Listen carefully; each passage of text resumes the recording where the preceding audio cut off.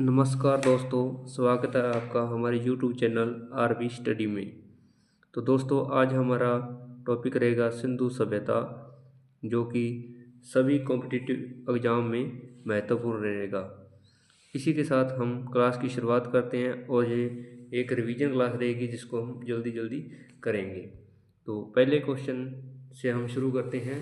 Question है आपका, सिंधु घाटी के शहरों के घरों में एक को छोड़कर सारे घरों में साइड प्रवेश था। निम्न शहरों में से वह शहर कौन है जिसमें घरों का प्रवेश द्वार मुख्य सड़क पर रहता था।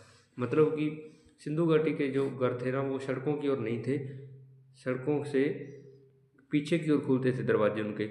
लेकिन एक स्थल ऐसा था यहाँ पर भी सड़कों की ओर दरवाज़ा खुलता था। वो कौन सा था? चौंदड़ो, मोहनजोदड़ो, लोथल और कालीबंगा। तो इसका उत्तर रहेगा लोथल। नेक्स्ट क्वेश्चन, मोहनजोदड़ो की सबसे बड़ी इमारत कौन सी है? तो इसमें ऑप्शन है, बहुत बड़ी नहाने की जगह थी, बड़ा ध्यानागार था, सभा भवन था, आयताकार भवन था। तो इसका उत्तर है बी, यानी कि बड़ा धान्यागार। नेक्स्ट क्वेश्चन, इनमें से किस पुरातत्व ने सिंधु लिपि के गूढ़ अक्षरों को सफलतापूर्वक स्पष्ट करने का दावा किया है, जबकि अन्यों ने इस दावे को स्वीकार नहीं किया है? तो इसका उत्तर है D, S R Rao. Next question, Harappa के सिंधु स्थल के बाद किसने सिंधु सभ्यता को हड़प्पा सभ्यता का नाम दिया? तो इसका उत्तर है डी, और इसका doctor Sankhalia. Question number 5, Sindhu घाटी सभ्यता की विकसित अवस्था में निम्नलिखित में से किस स्थल से घरों में कुओं के अवशेष मिले हैं? ऑप्शन हड़प्पा, कालीबंगा, लोथल, मोहनजोदड़ो। इसका उत्तर हो जाएगा मोहनजोदड़ो। नेक्स्ट क्वेश्चन, किस हड़प्पा संस्कृति स्थल से खुदाई में घोड़े की अस्थियां प्राप्त हुई हैं? तो इसका सुतकांगेडोर, सुरकोटड़ा और रंगपुर। तो इसका आंसर हो जाएगा सी, यानी कि सुरकोटड़ा। सिंधु सभ्यता में हाथी दांत के उपयोग के संबंध में निम्नलिखित में से कौन सा कथन असत्य है? तो उस समय, पहला ऑप्शन है, उस समय हाथी दांत के आभूषण बनाए जाते थे। उस समय हाथी दांत का कोई उपयोग नहीं होता था। हाथी के दांत से बनी अन्य वस्तुओं के नमूने भी मिले हैं, और उस समय हाथी के दांत से बनी कमियों का उपयोग होता था। तो इसका आंसर होगा बी, यानी कि उस समय हाथी दांत का कोई उपयोग नहीं होता था। क्वेश्चन नंबर 8, प्रथम धातु निर्मित नर्तकी की मूर्ति कहाँ से मिली है? तो ऑप्शन नंबर ए हड़प्पा, मोहनजोदड़ो, बिलारी और रायगढ़। तो इसका आंसर हो जाएगा बी, यानी कि मोहनजोदड़ो। क्वेश्चन नंबर 9, एक उन्नत जल प्रबंधन व्यवस्था का साक्ष्य कहाँ से प्राप्त हुआ है?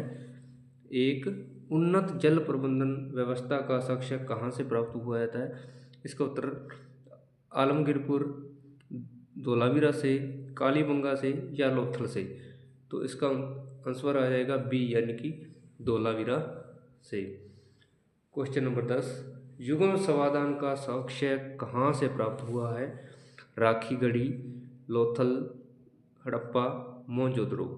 तो इसका आंसर हो जाएगा प्यारे मित्रों मोहनजोदड़ो से युग्म समाधान का साक्ष्य प्राप्त हुआ है।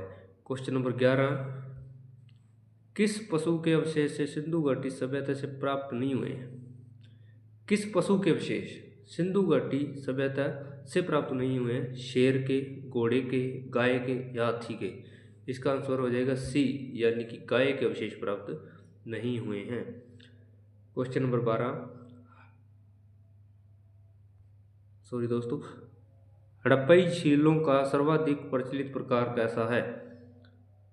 चौकोर, गोल, बेलनाकार या अंडाकार? तो इसका आंसर है ए, चौकोर।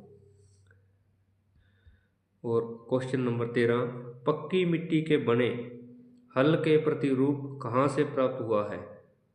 क्वेश्चन नंबर 13, पक्की मिट्टी के बने हल के प्रतिरूप कहाँ से प्राप्त हुए हैं? बनावली, कालीबंगा, राखी गढ़ी। और क्वेश्चन ऑप्शन नंबर डी रहेगा इसका रंगपुर।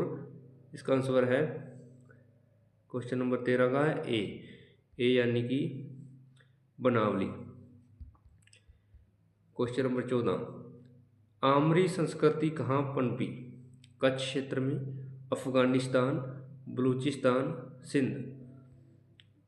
कच्छ क्षेत्र यानी गुजरात वाला क्षेत्र, जैसे कि हम आपके नक्शे में बता देते हैं, जैसे रफ नक्शा, जैसे ये नक्शा है, इस तरफ गुजरात रह जाएगा और इधर अफगानिस्तान है और बलूचिस्तान, यहाँ पे बलूचिस्तान है और सिंध भी यहाँ पे है।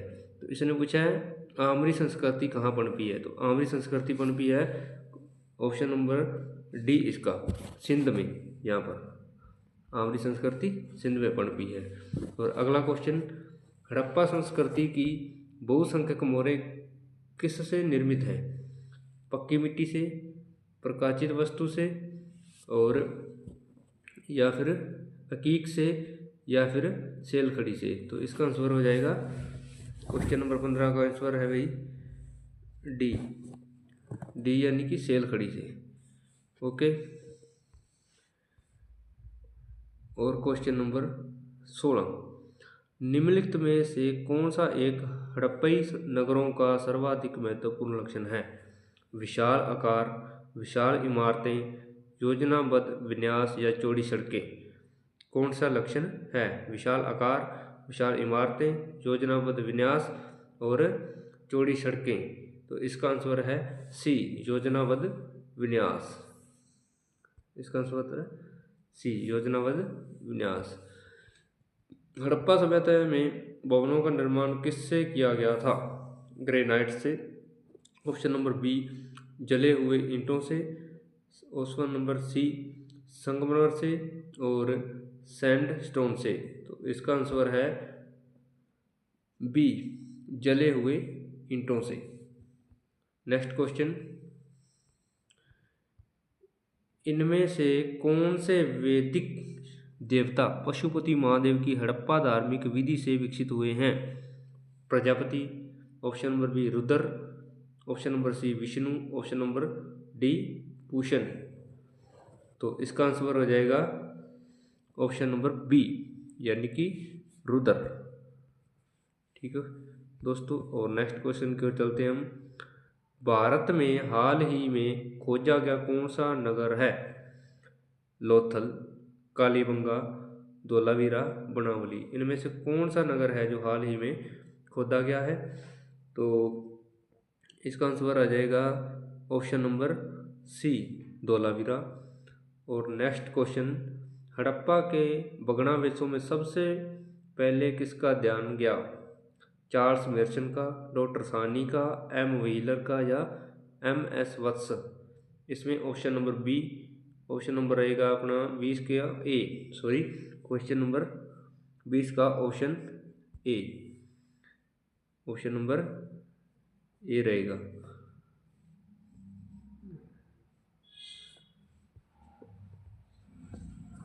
ओके दोस्तों, तो आज हमने 20 क्वेश्चन किए हैं और कल भी हम इसके आगे अगली क्लास में 20 क्वेश्चन करेंगे। तो थैंक यू दोस्तों फॉर वॉचिंग।